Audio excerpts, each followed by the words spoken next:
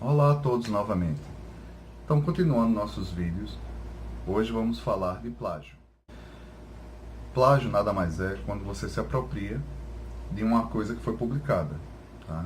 Então, você não pode se apropriar, por exemplo, de textos que foram publicados na forma de artigos, livros, capítulos de livros, qualquer tipo de texto foi publicado. Até mesmo se você pegar textos de blogs, de Wikipédia e outros, pode configurar um plágio se você não fizer a devida citação.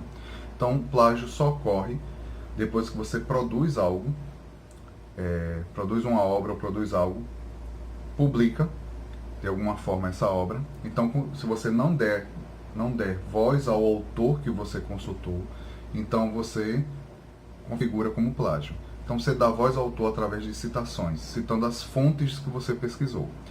Então, pode acontecer plágio, você pode plagiar por uso do texto, você pode plagiar por uso de imagem, de gráficos, de qualquer tipo de figura, de música, de vídeo, tudo que você usar e não citar a fonte, recorre em plágio.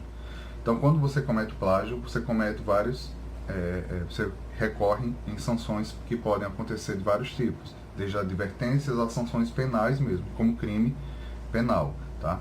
Então, como se evita o plágio? Então, tudo que a gente lê, tudo que a gente vai ler, tudo que a gente vai usar, principalmente trabalhos acadêmicos, a gente deve citar as fontes. Então, como já disse nos vídeos anteriores, mostra a maturidade do trabalho, mostra que você fez estudos, que você pesquisou bibliografias e que você incorporou isso no seu trabalho. Quais são os tipos de plágio? Então, temos o plágio total, tá? Quando você copia um trecho inteiro, usa esse trecho e não bota a fonte de onde você tirou. Então, esse é o chamado plágio total. Tem chamado o plágio parcial, quando você tira trechos da obra e não cita, pequenos trechos, pequenas frases, e não cita, tá, o devido autor ou autores.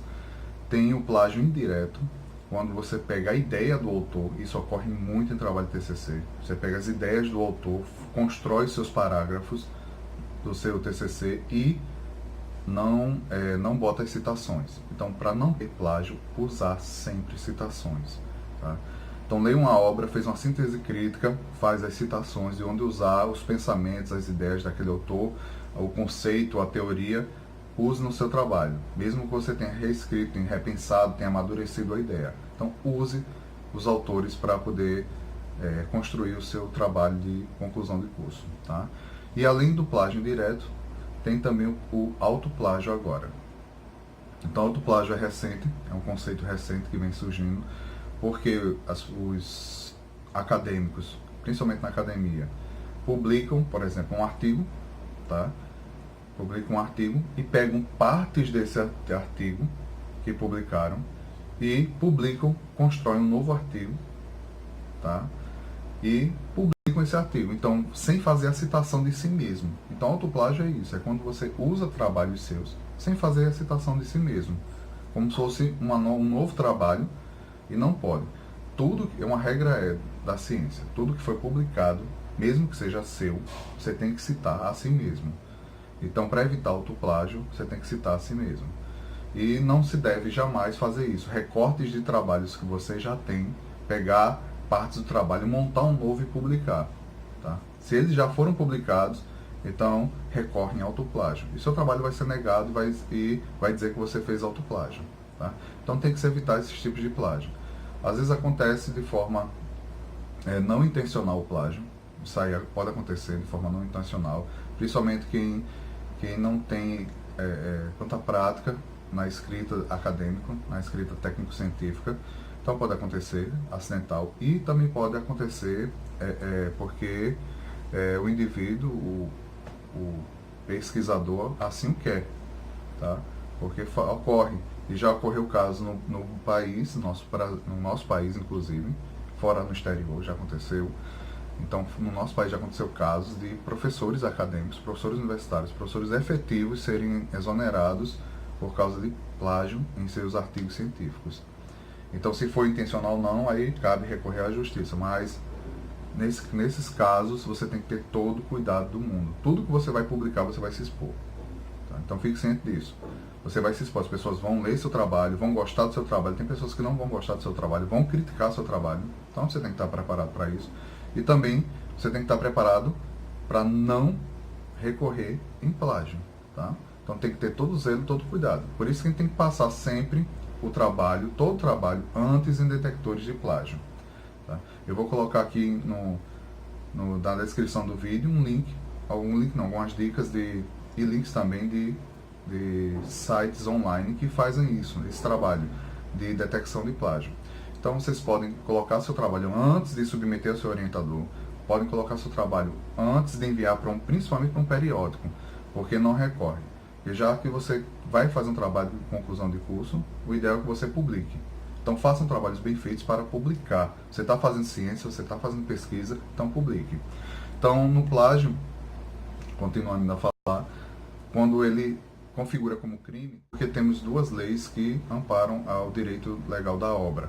Uma delas é a 9.610 de 1998, tá? Que é o direito autoral, e a outra lei é a lei 10.695/2003, que é sobre o Código Penal. Então recorre exatamente nesses códigos, tá?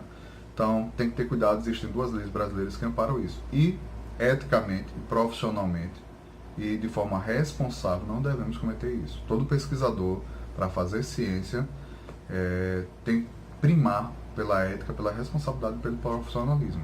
Se recorre seu trabalho, você publica seu trabalho, na hora de publicar, verifica plágio, você vai ter um perfil negativo para a ciência. Tá?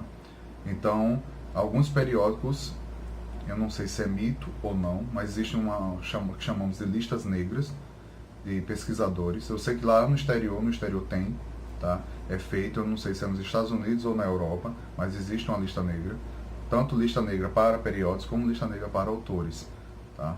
Então a gente tem que ter cuidado para não criar uma visão na ciência de que nós, pesquisadores, no caso, por termos cometido plágio, né, ficarmos negativos perante os periódicos e assim a gente não conseguir mais ter acesso à publicação. Tá? Então a gente tem que ter todo o cuidado do mundo. Então, deixo essas dicas para vocês nesse vídeo. Acessem os detectores de plágio, comecem a utilizar, tenham esse hábito, usar para si mesmo. Se vocês forem professores, docentes, utilizem também para verificar os TCCs dos seus alunos, cobrem que eles usem os detectores de plágio, que eles mandem para vocês os relatórios, porque sempre é emitido um relatório, você pode receber esse relatório, tá? E assim você verificar se houve ou se não houve, para não recorrer a isso. Até porque nos trabalhos acadêmicos, de conclusão de curso, de graduação ou pós, é uma parceria, orientador e orientando.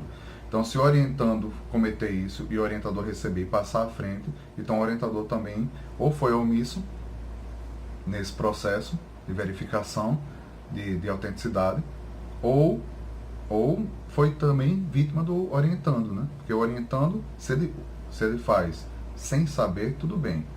Se ele cometeu sem saber, porque não sabe ainda, não está maduro ainda, não está seguro na escrita acadêmico-científica, mas é papel do orientador verificar tudo isso, tá certo? Então, vamos evitar, vamos usar os antiplásticos, estão aí disponíveis, tá certo?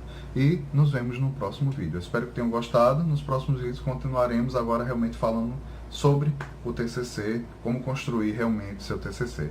Abraços a todos, até o próximo vídeo.